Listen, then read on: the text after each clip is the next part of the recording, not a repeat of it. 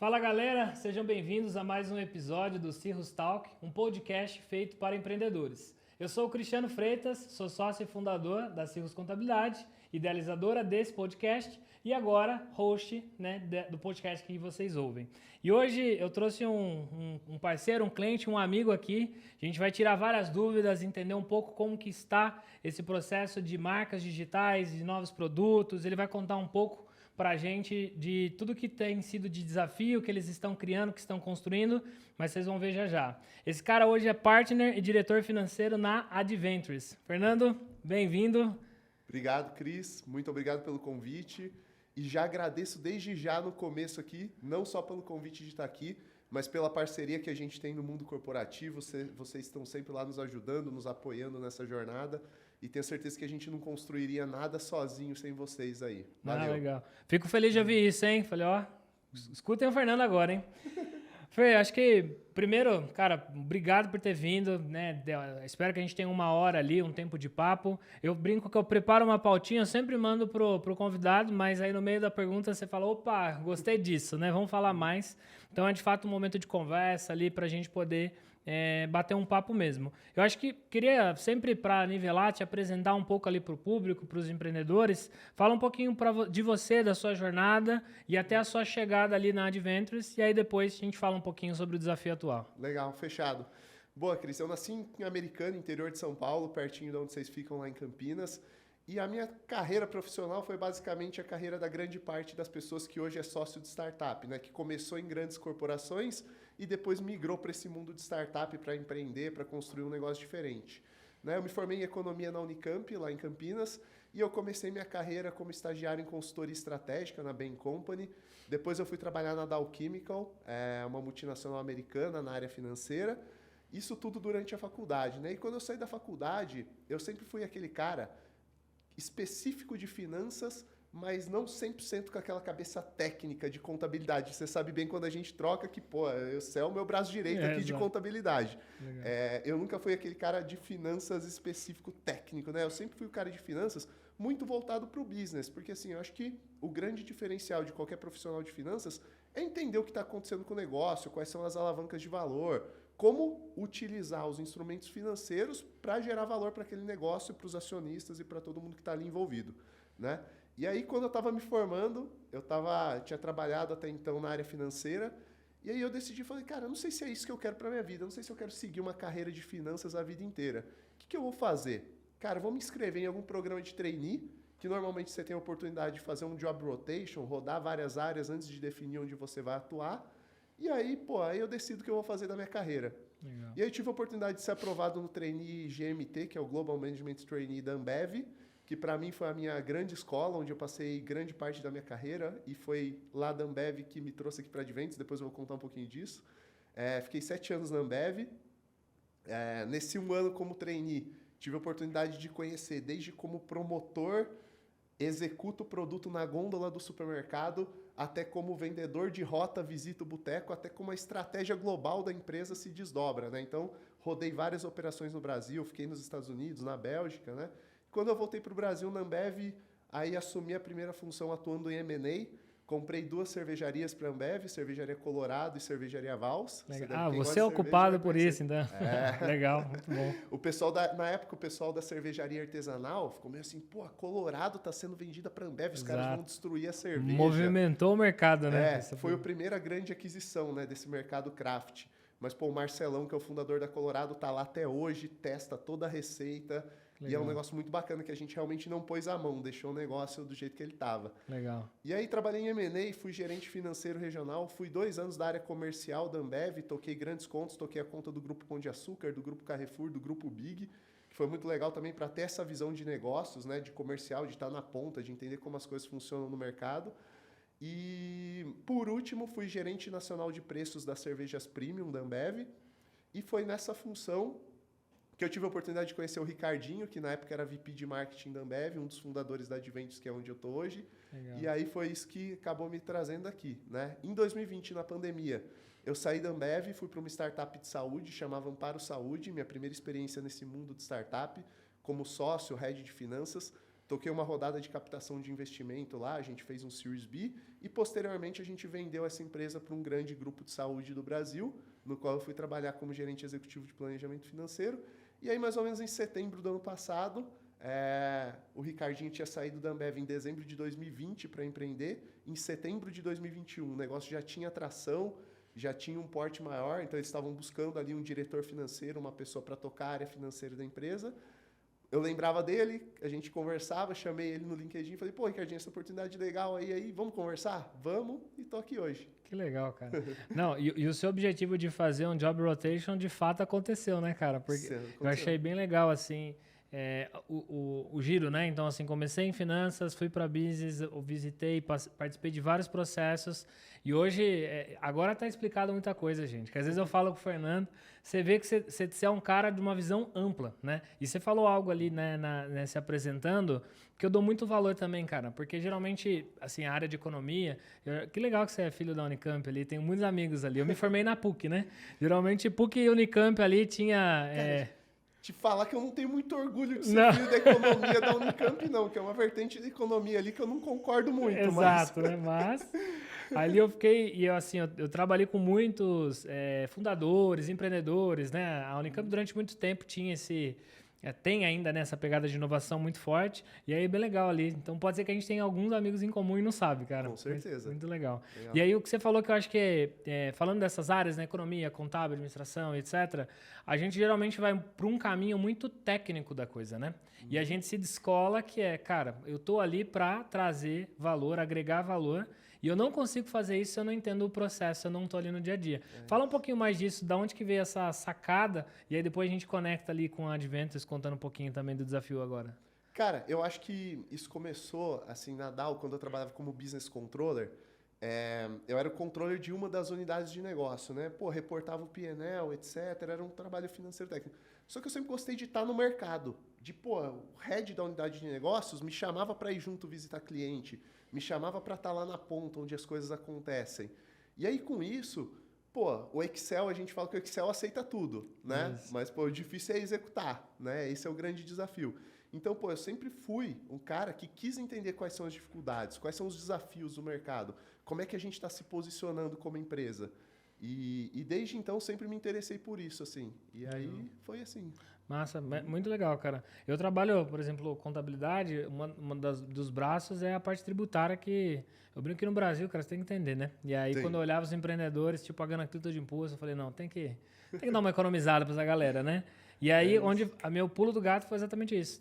Porque a maioria dos planejamentos, ele era técnico e muito superficial. E aí, quando você entra, de fato, no modelo de negócio, e a gente vai falar um pouco aqui, essa diferença de startup, etc., aí, não tinha nada, né? A gente, às vezes, na época, quando você falava de cashback, quando a gente começou, ninguém sabia o que era isso, né?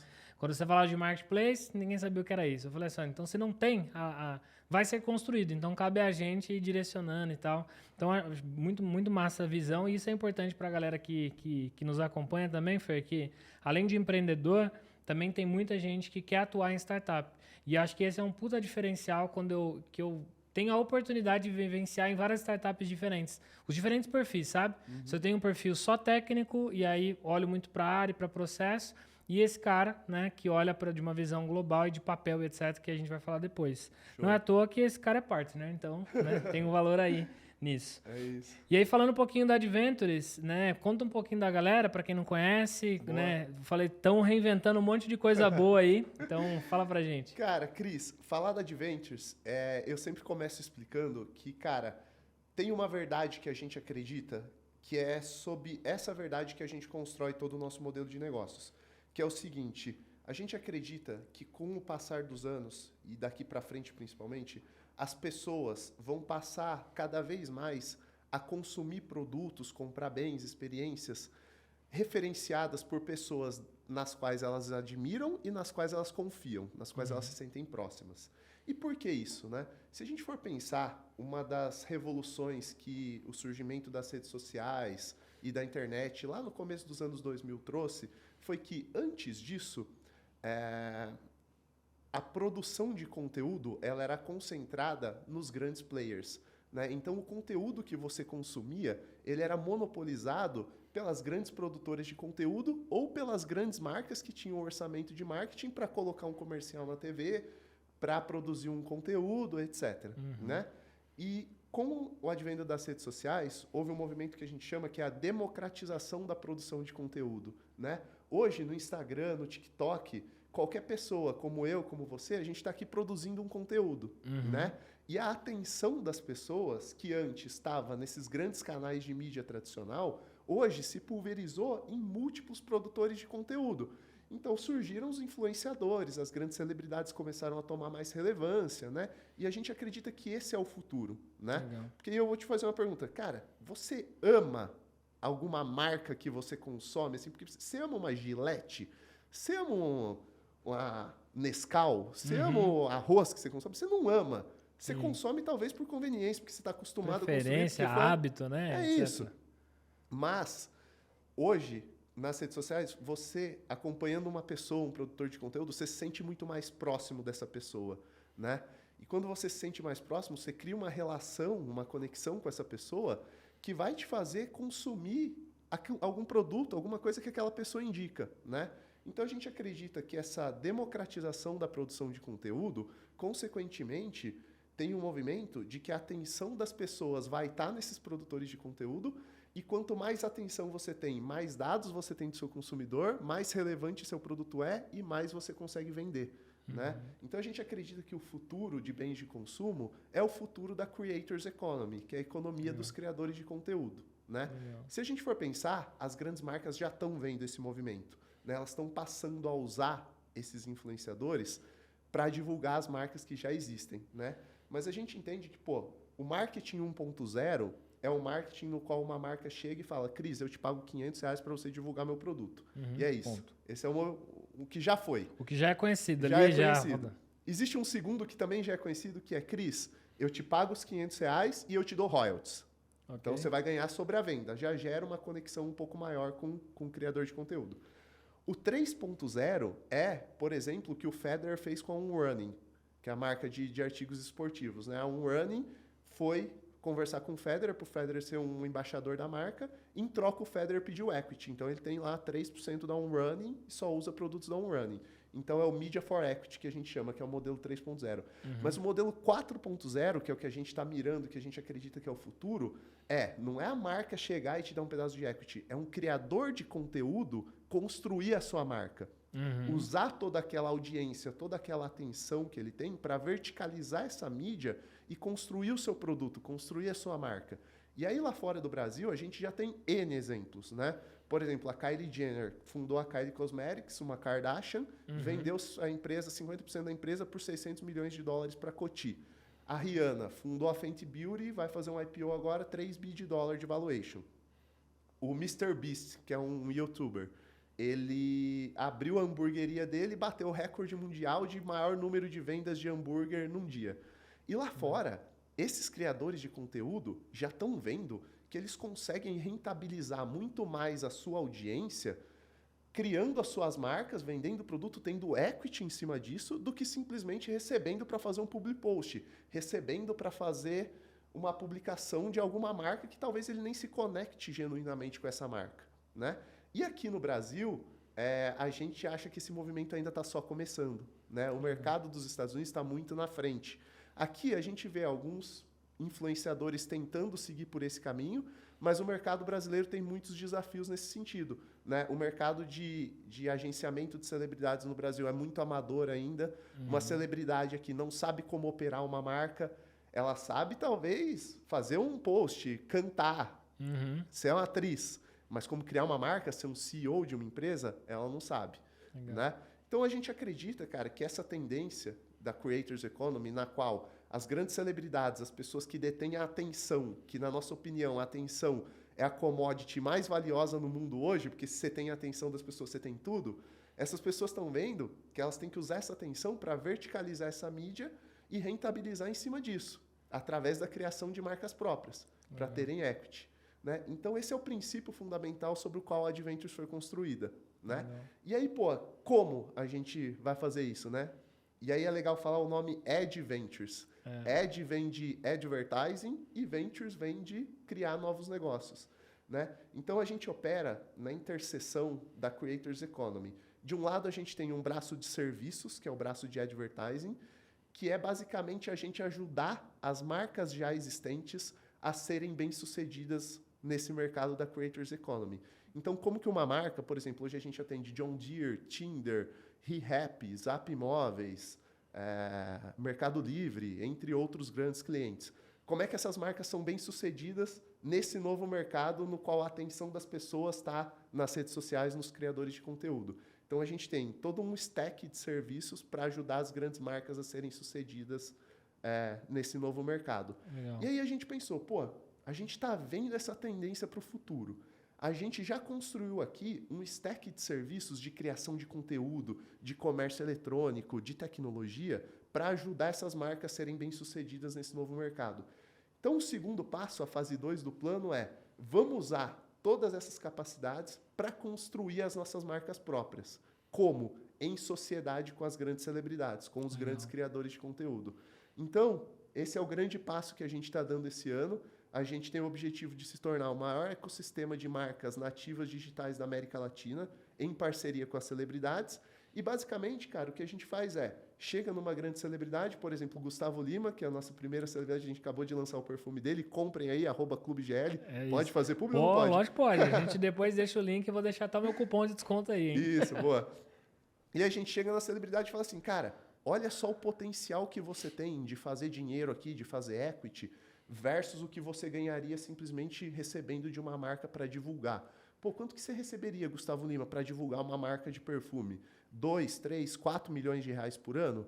Se essa marca fosse sua, olha o potencial de receita que você tem aqui de vender esse produto. Usar os seus seguidores, todo esse público que você tem, para divulgar o seu produto, para fazer o seu negócio crescer, né? E essa conta fecha lindamente, o cara consegue ganhar muito mais dinheiro, né? Então, a Adventures faz uma sociedade, a gente cria uma nova empresa em sociedade com essa celebridade, na qual a gente tem uma parte dessa empresa, a celebridade tem outra parte, e a gente constrói o negócio juntos. Legal. E, basicamente, cara, esse modelo dos Estados Unidos, né, na qual as celebridades já fazem, a gente quer, a gente tem aqui tudo que a gente precisa para operar a sua marca. Você entra como sócio, nos ajuda e a gente faz esse negócio crescer. Sim. Cara, é incrível. Aí você tava falando, cara, eu tava só pensando nos produtos da Adventures aqui, né? Onde se encaixa isso dentro do ecossistema como um todo. E é incrível isso, assim, o Rafa, né, que é um dos fundadores, assim, ele foi um cara de muita produção de conteúdo. Quem não segue, né, depois busca Rafa ali, Velar. Rafa Velar. E às vezes eu falando com os amigos, eu falo assim, cara, tem um cara, meu, que você precisa seguir. O que eu gosto dele é como ele conecta as oportunidades e momento. E às vezes quando você fala de marcas nativas digitais, às vezes o pessoal não entende isso, né? De qual é o impacto. E aí quando você fez essas linhas, assim, sempre o que movimentava o mercado, seja do YouTube, né, de monetização e etc., eram grandes marcas que pagavam, né, para poder ter a visibilidade, a divulgação ali das suas marcas para o público, e aí você criava aquela camada. Então, quero o produtor aqui de conteúdo, recebe uma fatia disso e por aí vai. E aí, quando você falou desse movimento, eu estava lembrando ontem, eu fiz um bate-papo numa escola técnica, né, com jovens ali de 14 a 16 anos que estão se formando em ensino médio mais contabilidade. Aí eu fui lá tentar resgatar eles, né? Eu falei, calma, vamos lá. E aí fui batendo um papo contando sobre esse mercado, né, de tecnologia e etc. E sabe o que foi engraçado, Fer? Quando eu falando com eles, quando eu falava sobre nome de startups ou de empresas, que seriam as marcas, eles não conheciam muito. E aí eu falei, por exemplo, Nubank. Todo mundo sabia quem era, por uma questão da influência, né, da Anitta ali fazendo o trabalho diretamente. E aí eu falei, essa eu conheço.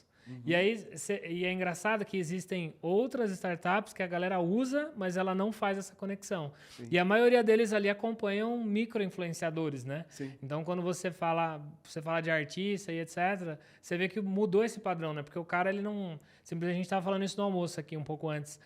Que você tá ali, hoje o smartphone, a tecnologia, ela chegou para todo mundo, né? Sempre era aquela barreira assim, teremos uma revolução de informação e comunicação quando os computadores estiverem na casa de todo mundo. Só que tinha toda aquela discussão, mas como que isso aí vai chegar?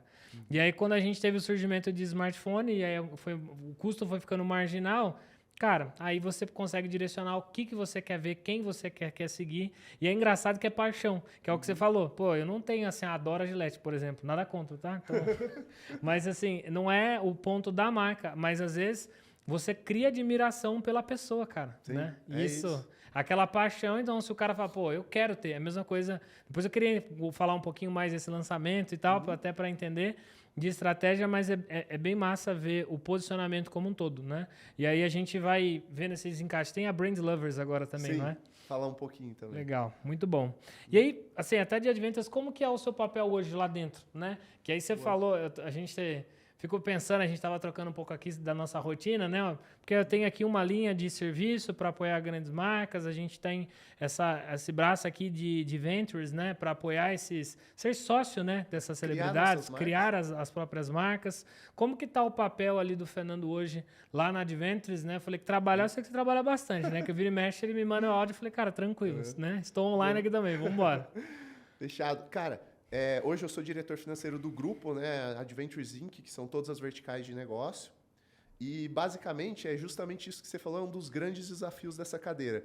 Porque, ao longo da minha carreira, eu já trabalhei em empresas de serviço, empresas de produto e já trabalhei em startups de tecnologia. A Adventures é os três. Exato. A gente tem um braço de prestação de serviços, que você sabe muito bem, tem uma especificidade tributária do setor, um braço de produto, que já é outro contexto fiscal, outro bicho. Já vai ficando maluco com ele. Cara, você tem estoque, você tem produção dentro de casa, você tem ICMS ST, você tem e-commerce que você vende. É um outro bicho. E você tem SaaS, que é prestação de serviços de software, que é um outro bicho. Né? Então, basicamente, as três verticais, elas são de natureza financeira totalmente diferente.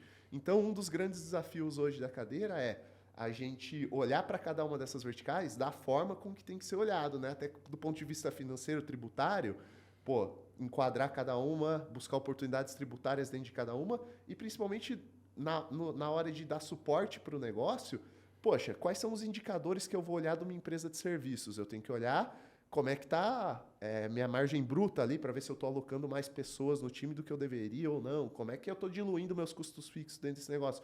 Quando eu olho para produto, eu tenho que olhar outros indicadores, eu tenho que olhar como é que está a saudabilidade do meu estoque, eu tenho que olhar como é que está, eu estou operando e-commerce, eu tenho que olhar como é que está o meu chargeback do e-commerce, são outros indicadores.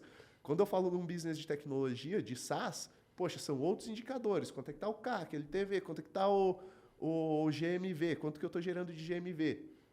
Então, hoje, como diretor financeiro da Adventures, a gente toca a parte financeira para essas três verticais.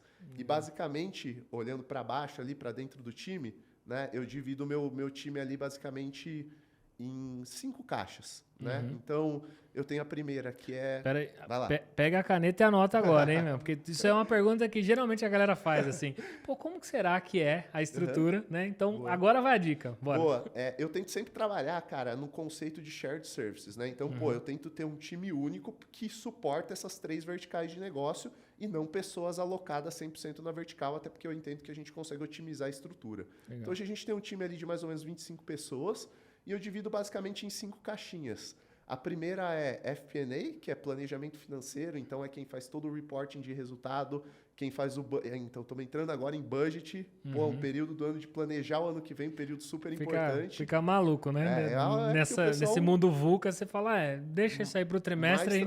E fazer planejamento financeiro de uma startup, é o desafio. Nesse mercado, é o maior desafio. Então, FP&A, planejamento financeiro. Aí a gente tem controladoria, que é basicamente contabilidade fiscal, que é onde você nos ajuda muito. Tem toda a parte de operações financeiras, que aí entra contas a pagar, contas a receber, que é onde está a maior parte do time. Tesouraria, gestão de caixa, que é um baita desafio também para quem é gestor financeiro em startup. E aí tem 2 caixinhas que não são tão financeiras, mas fica comigo hoje, que a primeira é suprimentos, então toco toda a parte de compras, procurement. E facilities, né? Que é toda a gestão de escritório, TI, infraestrutura do time. Legal. Então, basicamente, esse é o time. Você tem uns filhinhos aí bem tranquilo, né, cara? Né? De gerenciar. Bastante. É complicado, cara.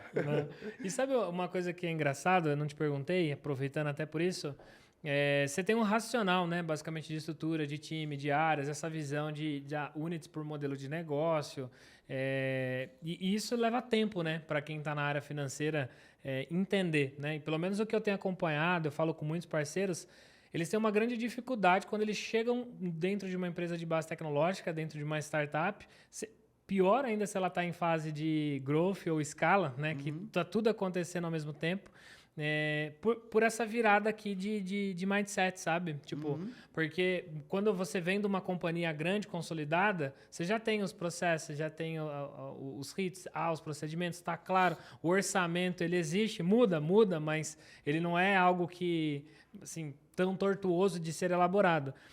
Da onde saiu a curiosidade sua, né, de sair ali, por exemplo, da Ambev, do mercado ali que você conhece, é uma puta escola, então provavelmente você teria oportunidades ou chances até de outros encaixes ou carreiras profissionais também assim corporativas, e foi para uma startup. Da onde que rolou essa vontade, essa intenção? Cara, eu acho que é a vontade de ter a visão do todo do negócio, né? Porque na Ambev, por exemplo, tocando lá preços de cervejas premium, pô, eu tinha uma noção ali da minha caixa, né? Como é que tá o posicionamento de preço das cervejas premium da Ambev, quanto é que isso está dando de margem, etc.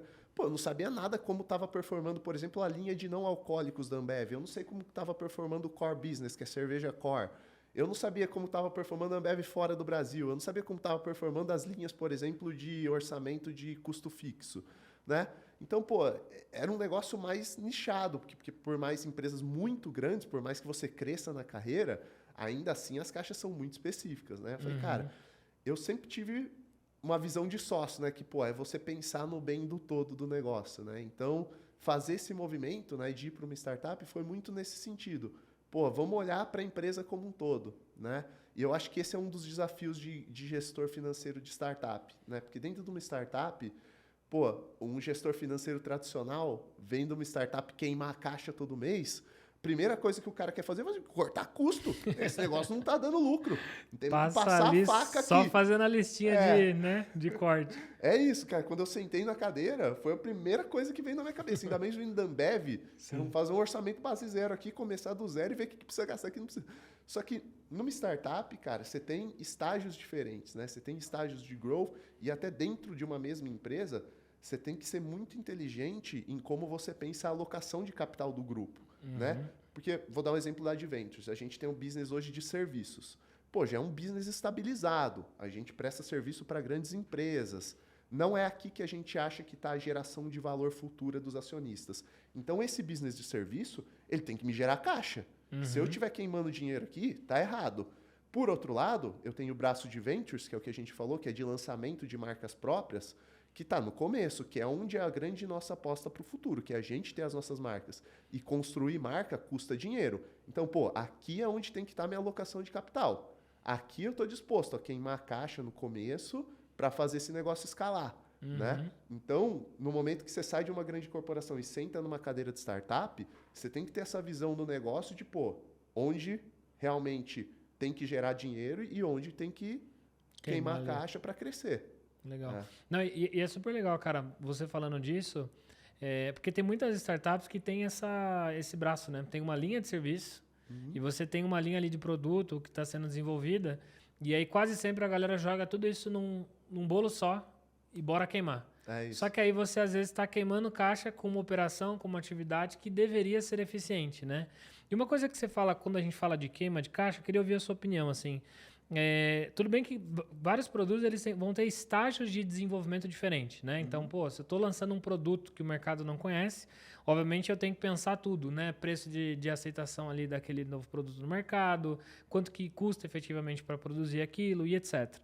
E o que às vezes eu acompanho muito, né, no mercado de tech, às vezes a galera não faz um exercício que para mim é muito primário, que é olhar para isso de valor unitário, assim, qual é o preço unitário de venda, quanto me custa aquele unitário, quanto que eu tenho de margem, por aí vai. E quando eu faço esse exercício, o que eu geralmente pego é que esse cara está injetando grana numa estrutura de margem negativa. E aí eu falo margem de contribuição mesmo. Sim. Porque na lógica ele fala, vou cobrar isso e vou testar, né?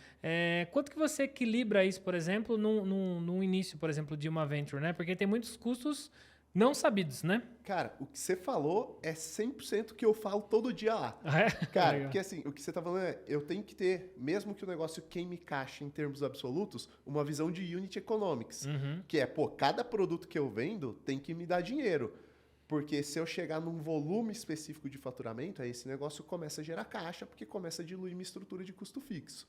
Né? Mas, pô, é fundamental que os seus unit economics estejam saudáveis. Porque se não tiver saudável o unit economics, você nunca vai conseguir reverter essa curva. O ponto de inflexão nunca chega. Né? Eu brinco que é nem que você for uma pessoa de muita fé, né, Fer? Nunca. Porque assim, ó, toda hora que você aumenta, isso, galera, que a gente está dizendo é o seguinte.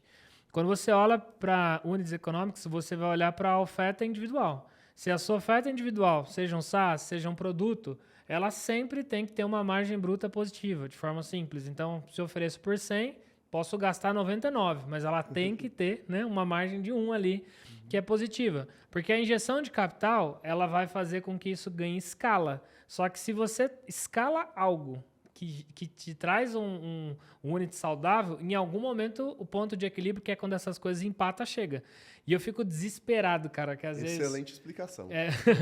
Que às vezes eu falo com um braço ali que eu gosto, né? Eu falo, a gente tem pouco problema, mas eu faço investimento anjo também, né? Também faço. E aí, quando você pega a pitch deck da galera, eu peço a planilha de projeção, aí eu falo, puta, a galera não tá fazendo esse exercício. Porque você tem caminhos, assim, e não é só porque você vai usar o dinheiro de terceiro que você não tem que fazer alguns estudos e algumas análises ali preliminares disso, né? Mas acho, cara, bem legal que você trouxe, porque às vezes eu fico falando isso e a galera fala, tá louco, não é conta, não.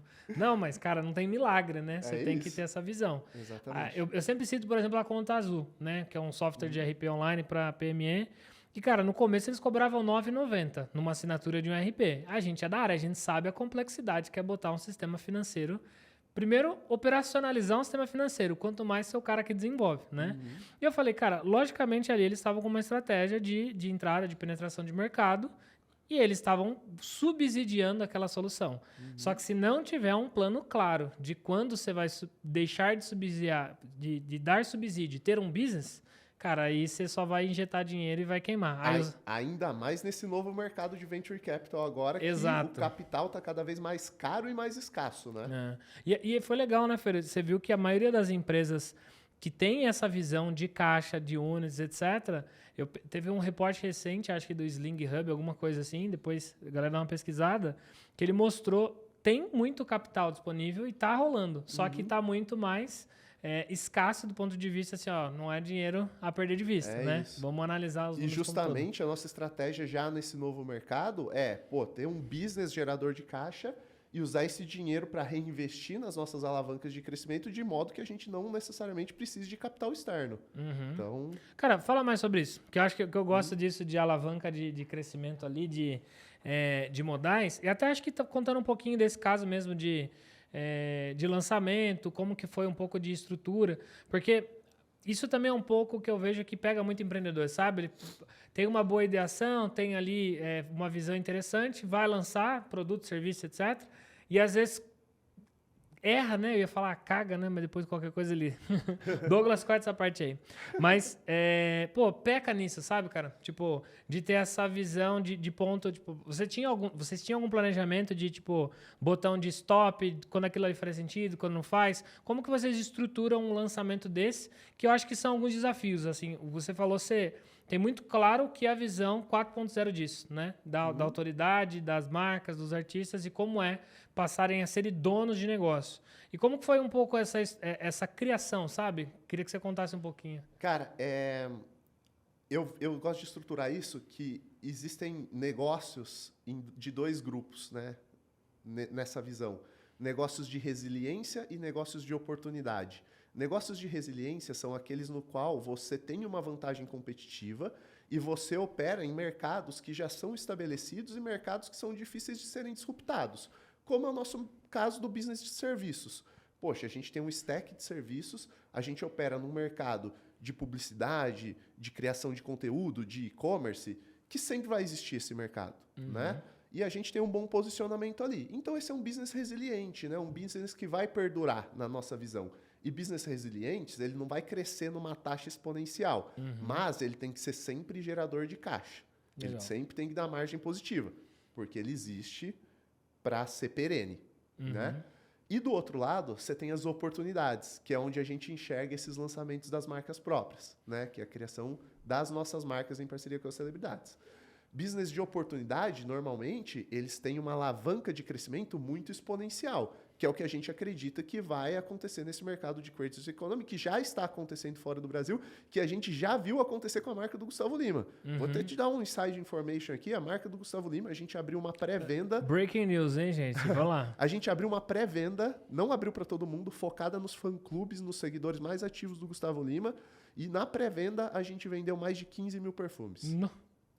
Para você ter ideia, o perfume mais vendido do Brasil é um Malbec do Boticário, que vende 300 mil unidades ano. Então, em uma pré-venda, a gente vendeu 5% do que vende o perfume mais vendido do Brasil. A gente abriu venda desse perfume no Mercado Livre, faz 10 dias, já é o 4º perfume mais vendido no Mercado Livre.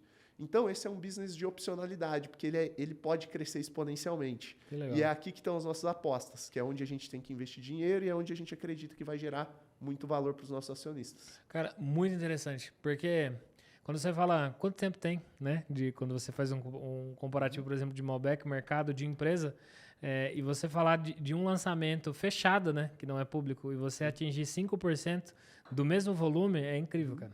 É isso. E é um produto que ele é recorrente, né? Na real, assim, é uma venda pontual, obviamente, mas todo produto físico ele tem um ciclo de recompra, né? Então, na realidade, isso tende a ter uma perpetuidade ali como negócio. Cara, é incrível. Isso é um insight interessante. Estou pensando aqui, tá? Porque quando você olha dos criadores, cara, eu não lembro de cabeça, não sei se você tem também o volume de criadores que a gente hoje tem, ou de micro-influenciadores. Talvez um pouco... Cara, esse é um dado legal que você perguntou. O Brasil hoje tem mais de 1.500 criadores de conteúdo com mais de 1 milhão de seguidores nas redes sociais. Então, a gente está pensando só os grandes, né? E um dado legal que mostra o tamanho dessa oportunidade no Brasil, cara, foi rodada uma pesquisa pelo Statista que, no Brasil, 51% das pessoas se dizem suscetíveis a comprar um produto que foi indicado por um influenciador ou por uma pessoa que ela segue. Caramba. Esse número nos Estados Unidos é 12%. Cara, se nos Estados Unidos é 4 vezes menor do que o Brasil, e as marcas dos criadores de conteúdo que a gente já citou aqui, das Kardashians, Rihanna, a tequila do The Rock, o whisky do Conor McGregor do UFC, já tem esse alcance, imagina no Brasil que a decisão de compra é 4 vezes mais influenciada por esses caras. Além disso, o Brasil é o país do mundo no qual as pessoas mais passam tempo em mídias sociais. O brasileiro gasta, em média, 3,8 horas por dia em mídias sociais. Esse número nos Estados Unidos é 2, na China é 3. Né? Então, assim, a gente acredita que a gente está no mercado perfeito, que é o mercado no qual a atenção das pessoas e a suscetibilidade à influência de compra está nos criadores de conteúdo. A gente acredita que é o mercado perfeito para construir essas marcas com essas pessoas. Cara, são dados impressionantes, cara. É legal. E aí, quando você falou de 1 milhão, né, e centralizado em 1.500, é só você pensar que você não tem esse mercado aí produzindo o seu próprio produto ou tendo acesso a uma marca. Quantos desses influenciadores que têm mais de 1 milhão de seguidores têm a marca própria deles no Brasil? Muito poucos. A gente teve alguns exemplos, Nativosa, a Virgínia, que lançou a marca. Mas a gente teve outros exemplos também que falharam, porque esses caras eles são criadores de conteúdo. Eu ia falar isso. Eles não são CEOs de empresa. Né? E a pessoa às vezes pode indagar, né, Fer? E assim, a minha perspectiva, falando minha opinião, olhando de fora, assim, o criador de conteúdo não necessariamente ele é um bom empreendedor, ele não tem um know-how completo. Então, se o cara é criativo, né? Então, se ele é alguém que canta, se ele é um comediante, ele tem o core, que é o que ele está confortável em fazer. E às vezes, pelo menos, o que pode acontecer é esse cara pode tentar a primeira vez, né, trazer um produto dele, uma marca dele, etc. E aí tem a jornada, né? Pode ter fracassado, pode não ter sido o resultado que ele esperava. Mas eu acho que o grande jogo, né, que vocês complementam isso na Venture cara, não, beleza, a gente sabe fazer isso. É isso. A gente faz isso, né, para outras marcas e a complementariedade dessa audiência, nessa jornada de compra, que 51%, cara, é um número altíssimo, né? Se você for pensar, é literalmente assim, ó, galera, comprem a Cicopa aqui, né? E metade, um pouco mais de metade da nossa audiência vai fazê-lo, ele é muito relevante. E aí, às vezes, é um poder que as marcas entendem, né? De certa forma, e para o influenciador que não tem essa base, para ele, às vezes, é mais cômodo. Não, vou fechar um contrato de exclusividade, royalty ou remuneração, porque, para mim... É mais fácil. É mais fácil. Mas, no final, na mesa, tá deixando um custo-oportunidade ali gigantesco, né? Essa é a nossa tese. cara. Resumiu perfeitamente. Eu posso te levar para fazer pitch aí. Olha pro aí, mercado. gente. Se a contabilidade não der certo, né? Você já falou para alguém que você é o contador da empresa do Gustavo Lima? Cara, ainda não, mas agora eu vou falar, né? Porque todo mundo falou, caramba. Ontem, na palestra ali que eu fiz, né, pro pessoal, eu falei assim, gente, eu vou falar uma coisa que atingiu um sonho, né? Aí falou o quê? Agora eu sou contador indireto, mas sou de uma celebridade. Aí todo mundo, Gustavo sério? Eu falei, calma que ele é o primeiro, vai vir uma sequência aí. Já né? tem várias. Né? E aí, cara, super legal, assim. E é uma coisa que a gente faz, que é o que você falou, assim, quando a gente tá na cadeira ali da Cirrus, e isso é uma questão de cultura que a gente tenta levar pro time, produzir contabilidade, ela é algo importante, seja da parte de folha, seja de estratégia, etc. Agora, entender o business, aí você começa a encontrar uns touch points ali que vão ser estratégicos e tal, que é um processo que a gente também tá passando. Em breve vai ter novidades lá, também dessa de transição ali como um todo. Muito legal. E, cara, você falou um pouquinho de desafios, né? De estar ali dentro do onboard, nessa transição, né? De sair de grande corporação para uma startup, etc. E aí a gente falou rapidamente aqui sobre captação, sobre fundraising, essa necessidade, etc. Queria que você contasse um pouquinho, não exatamente acordos, valores, nada disso, aquilo que não é público, mas como é o papel hoje seu nesse apoio, sim, sabe? Sim. Às vezes eu recebo muito essa pergunta de CFO. Se, eu tenho que liderar, eu tenho que ter essa iniciativa, qual que é o meu papel junto ao CEO em relação à jornada, captação, relacionamento com investidores? Como que você faz isso hoje dentro ali da Adventures? Que aí, a gente já falou um desafio, né? Quando a gente fala de Adventures, eu estou falando de um grupo. Então, você já tem unidades de negócio e dentro de unidades de negócio você tem vários negócios, né? Então, como que é o seu posicionamento hoje lá dentro, apoiando, etc., na sua cadeira? Cara, 100% participo ativamente de toda a relação que a gente faz com investidores, tanto com os já existentes no cap table, quanto com potenciais novos investidores, né? Basicamente, eu entendo que na maioria das startups, o papel de interlocução com esses fundos é sempre dos founders. É legal quando o founder vai e fala, os caras gostam de ouvir do founder, mas eu ali na posição de diretor de finanças, eu sou responsável por todas as informações financeiras que a gente vai mandar para o mercado. Né? Então, desde release de resultado para os investidores atuais até, vamos construir o modelo do que vai ser esse negócio daqui 5 anos para a gente mostrar para potenciais investidores. Né? E as duas coisas têm que conversar. Não adianta você fazer um modelo astronômico dizendo que você vai para a Lua com a NASA e o seu resultado financeiro aqui tá capenga. Né? Então, garantir uma homogeneidade na informação que você passa é fundamental. Né? E esse é meu papel hoje dentro do grupo. Legal. E uma coisa que eu sempre falo lá dentro é que, para mim, cara, esse processo de fundraising e relação com o mercado é um processo de namoro. Né? O fundraising, quando você vai levantar dinheiro, o seu maior objetivo tem que ser não ter que pedir dinheiro, não ter que mostrar para os caras que você está pedindo dinheiro. Né? Então, o que a gente faz? Cara, como eu falei, a gente tem um business de serviço que gera caixa e a gente reinveste esse valor. Por mais que a gente não precise levantar dinheiro, a gente está lá namorando os fundos. Então, de vez em quando você tem um namoro, você tem que levar para jantar. Aí você vai lá e senta, cara, olha que legal isso aqui que eu estou construindo.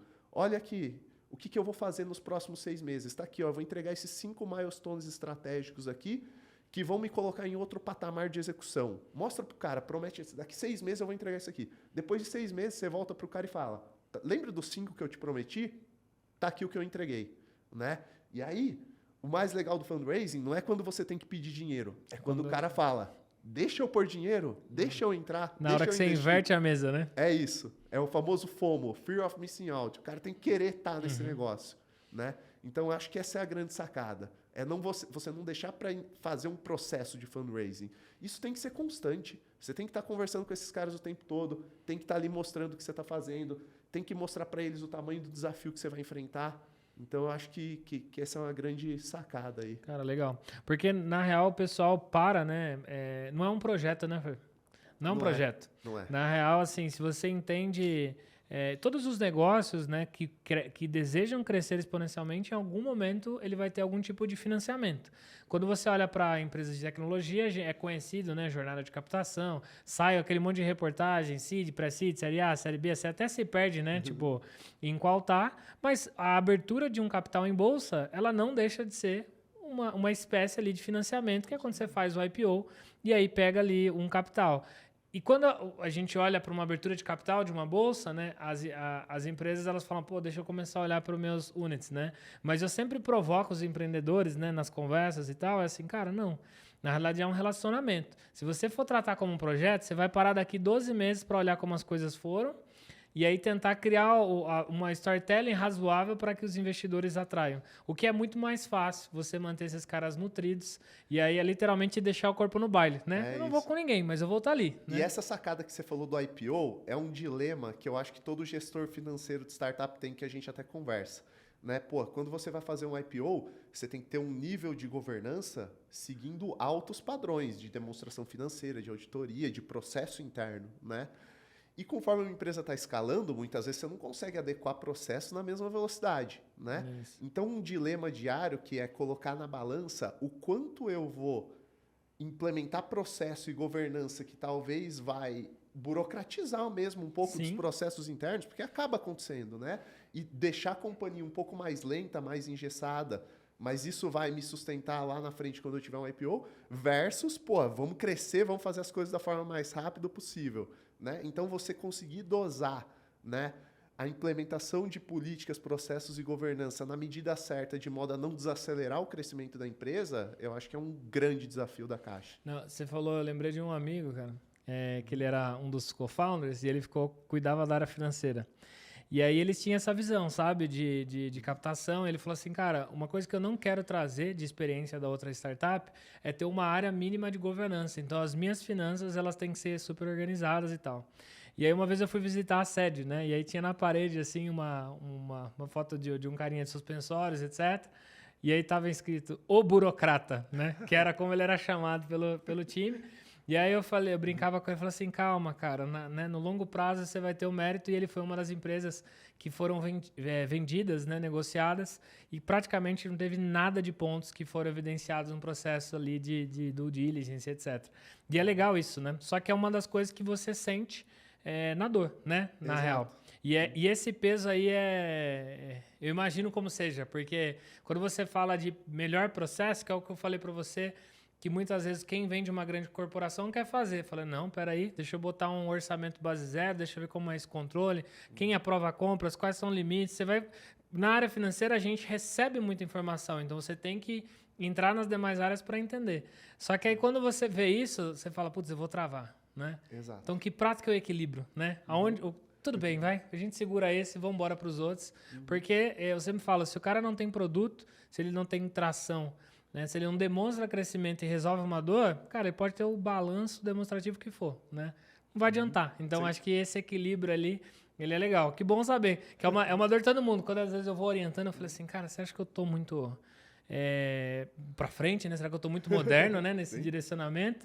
Mas é isso. Porque às vezes se você não flexibiliza, você trava. Só que ao mesmo tempo também, cara, calma, né? Não é a casa da mãe Joana, vamos organizar algumas coisas ali por fase.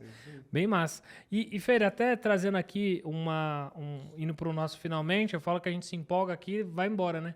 Eu falei com o Douglas, daqui a pouco a gente vai fazer igual o Flow, né? Você vai conversando com os amigos, dá 1 hora, 2 horas e vai embora. Quando você fala, eu achei bem legal, assim, de característica sua, algumas uniões, assim, né? Tipo, entender além da minha área, me conectar com a galera. O que você entende ali para você core, né? Para quem tá ouvindo a gente, não tem não é esse perfil hoje, mas vê valor e fala, eu quero buscar e quero ter essa transição.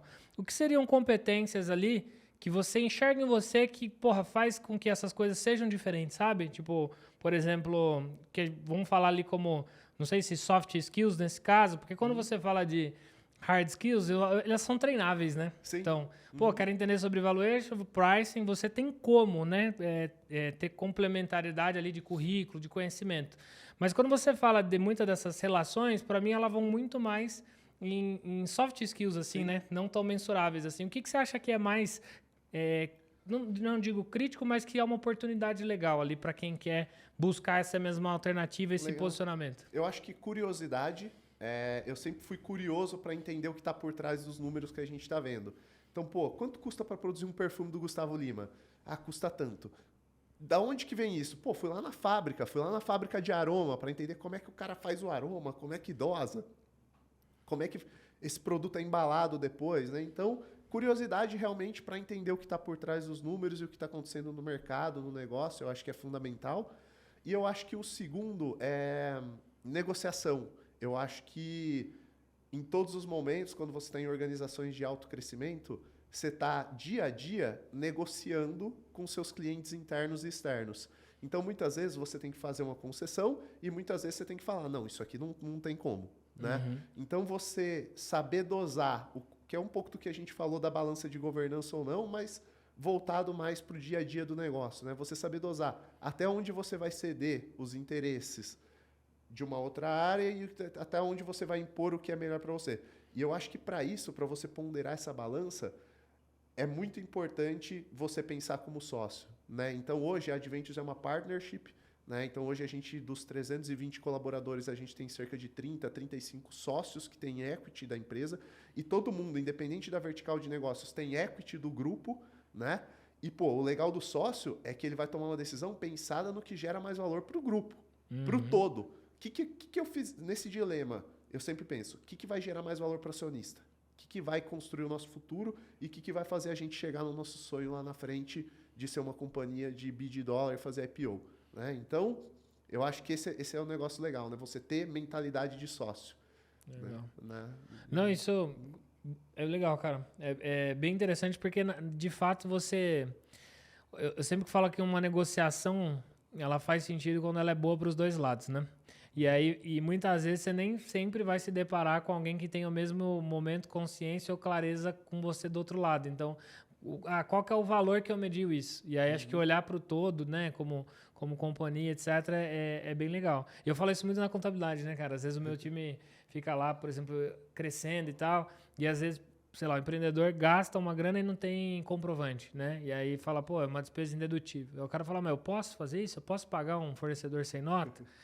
E aí, geralmente, é alguma informação que você vai passar, pô, é indedutível, você não vai aproveitar para imposto de renda e etc. Isso para o empreendedor soma o quê? Então eu vou deixar de ter crédito fiscal, mas eu posso fazer. Exato. E aí eu falei, quando você muda para ele, você fala, cara, lá na frente, isso aí é um risco que se numa due diligence ou num processo ali de M&A, você vai ter desconto no seu valor de negócio, porque é um risco para quem vai estar te adquirindo, investindo, etc. Aí o cara olha para você e fala, sério? Daí ele pondera, porque você está trazendo todo mundo dentro, assim, ó, qual que é o seu intuito, né? Qual é o seu objetivo? E aí você traz a galera ali para aquela mesa e fala, ok, clarifica, e aí fica mais fácil de ter as decisões e tal. Massa. Fer, muito bom o papo, cara. Queria te agradecer de novo ali. Acho que a gente depois pode ter mais vezes, né? A gente começou, depois, quando tiver os próximos lançamentos, falei, volta para cá, que agora a gente quer os insights de como foi toda essa jornada ali de aceleração de marcas. É um privilégio ter a parceria aí no dia a dia, de poder estar apoiando vocês e também de aprender, cara. Todo papo eu falo que você sai com uma bagagem de informação e de dado e complementaridade que é fantástica. Queria que você deixasse aí considerações finais para a galera. Quem quiser te acompanhar a Adventures, vai que agora a hora é sua, faz o seu publi e vamos embora. Fechado. Boa. Eu que agradeço pelo papo, também aprendi muito aqui. Pô, eu aprendo com você todo dia, né? De vez em quando eu falo, Cris, tô com uma dúvida aqui, te ligo na hora, pô, a gente resolve ali. Aprendo muito com você, queria agradecer primeiro. Fazendo a publi, pô, não sou um cara muito ativo nas redes sociais, mas meu Instagram é @fermorato. Mas segue lá a Adventures nas redes sociais, @theadventures.in, que é o nosso Instagram. É muito legal porque lá a gente mostra não só o que a gente está fazendo de marcas próprias, mas também o que a gente faz para as grandes marcas do Brasil. Inclusive, em breve agora, a gente está lançando o nosso primeiro projeto de conteúdo original. A gente tem uma produtora de conteúdo dentro de casa. Então, a gente vai lançar uma série que chama Funk Ball, vai ao ar na Paramount Plus. Que legal. E conta a história de como a cultura do funk e do futebol se conectam no Brasil. Né? Então, a gente traz a cada episódio um MC. Então, a gente tem lá o Livinho, o Kekel, MC Guimê e um jogador de futebol da seleção brasileira. A gente tem lá a participação do Gabigol, do Anthony, etc. E aí a gente mostra como essas duas culturas no Brasil se conectam e crescem juntas. Então, em outubro vai ao ar na Paramount Plus. Assistam nossa primeira série de conteúdo original. Sigam a Adventures e o Clube GL, que é o perfume do Gustavo Lima, nossa primeira marca nas redes sociais. Em breve vão vir muito mais marcas em parceria. Tem uns spoilers aí dessas parcerias, hein? Essa aí eu não posso falar. Legal. Mas E assim, eu acho que uma coisa que a gente não falou aqui, que é muito relevante no meu dia a dia, são pessoas, né? Eu acho que toda companhia, no fim das contas, é feita de pessoas. Eu estou sempre em busca de novos talentos para o meu time. Se alguém que ouvir esse podcast tiver interesse em conhecer mais da Adventures, em saber das oportunidades que a gente está em franco crescimento, com muitas oportunidades. Quem tiver vontade de empreender, de fazer coisa legal, de estar realmente na fronteira dessa economia dos criadores de conteúdo, me chama, fala comigo, a gente bate um papo e vê se tem fit para a gente estar trabalhando junto. Legal. Muito bom, Fer. Obrigado aí. Galera, se vocês não estavam com papel e caneta, reinicia esse vídeo aqui e anota tudo, que a gente trouxe muita coisa boa. Não deixa de seguir o Fer, acompanhar o trabalho que a Adventures está fazendo, que é incrível. E se você curtiu, compartilha esse material, manda ali para seus amigos, para o tio, para a mãe, para todo mundo, porque informação boa é informação compartilhada e a gente se vê aí no próximo conteúdo. Valeu!